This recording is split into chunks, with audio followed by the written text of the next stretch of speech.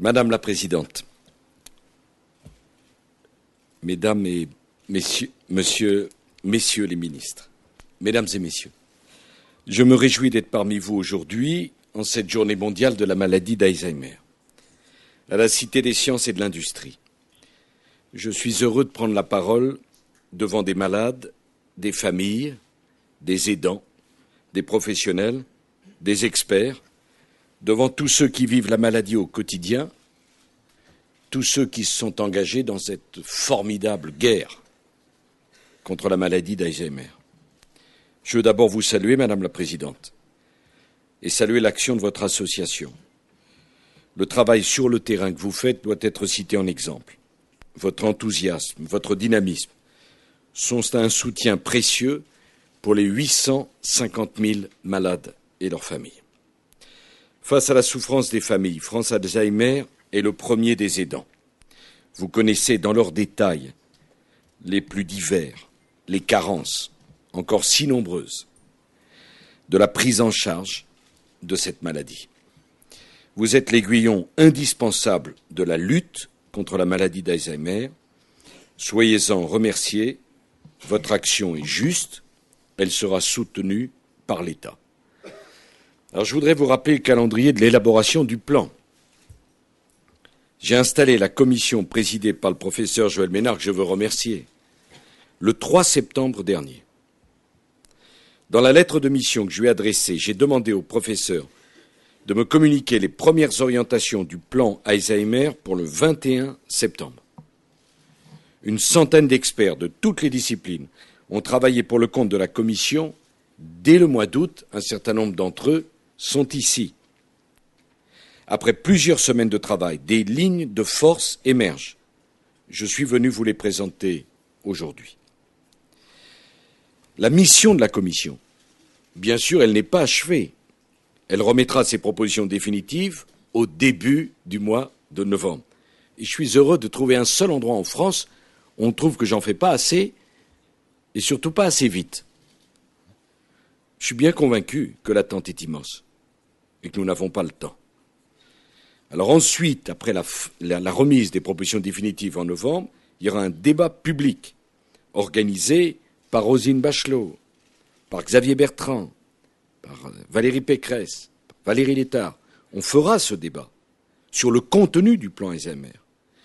Et on va associer tous les professionnels de la maladie à ce débat. Mais on va y associer au-delà tous les Français, parce que cette maladie, hélas, peut concerner tous les Français. Le plan, c'est un chantier, le plan Alzheimer, c'est un chantier d'envergure sur 5 ans, de 2008 à 2012. J'ai demandé au Premier ministre d'en superviser la mise en œuvre, avec l'implication permanente des 4 ministres qui sont ici et que je veux saluer et remercier. Il y aura des moyens financés notamment par les franchises. Bon, mesdames et messieurs, je ne viens pas simplement vous dire il faut dépenser plus. J'ai expliqué aux Français qu'il fallait davantage de ressources. C'est bien beau de dire qu'il faut dépenser plus. Mais la crédibilité de ceux qui promettent davantage de moyens, elle tient à leur capacité à s'engager sur les ressources. Ce n'est pas si facile d'expliquer la franchise, de la proposer aux Français et de la faire passer chez Roselyne. Mais c'est ce que nous avons fait.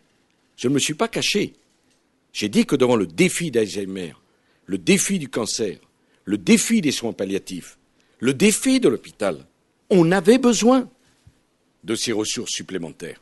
Alors c'est plus facile d'annoncer des moyens supplémentaires que les ressources supplémentaires. Mais qui ici pourrait me croire si j'annonçais les moyens supplémentaires sans la façon de les obtenir dans un pays qui cumule tant de déficits? Et ce pays, c'est bien sûr le nôtre. Alors, en 2011, après 3 années d'application, nous ferons une évaluation publique du plan et donc de ses résultats, Madame la Présidente. J'ai souhaité, vous le voyez, un tempo soutenu. Et je n'ai pas laissé beaucoup de temps au professeur pour travailler.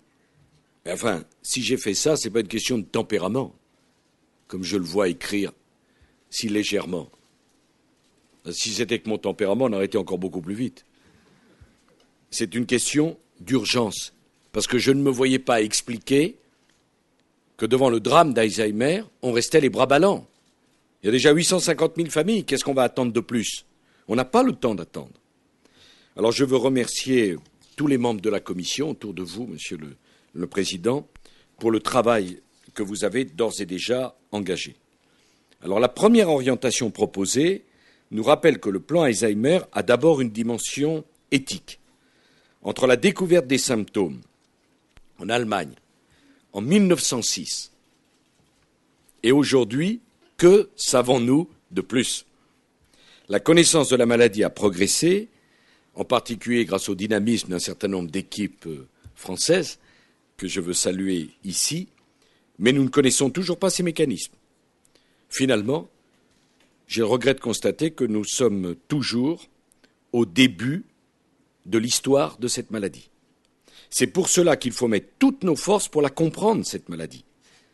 Accélérer l'histoire pour découvrir un traitement et un diagnostic, en mettant la personne malade au cœur de notre action. Les progrès scientifiques que le plan Alzheimer va susciter ne doivent jamais nous faire perdre de vue que ce qu'il y a de plus important, c'est la personne qui souffre. C'est le patient qui subit, qui attend. Le patient n'est pas un objet de recherche ou de science qui ignorerait toute la finalité de la recherche. C'est un être humain à part entière qui doit être pris en cause comme cet être humain, avec notamment le respect de sa dignité. Je veux casser le lien injustifié de l'âge avec la perte de mémoire et les troubles du comportement. La vieillesse n'est pas une maladie.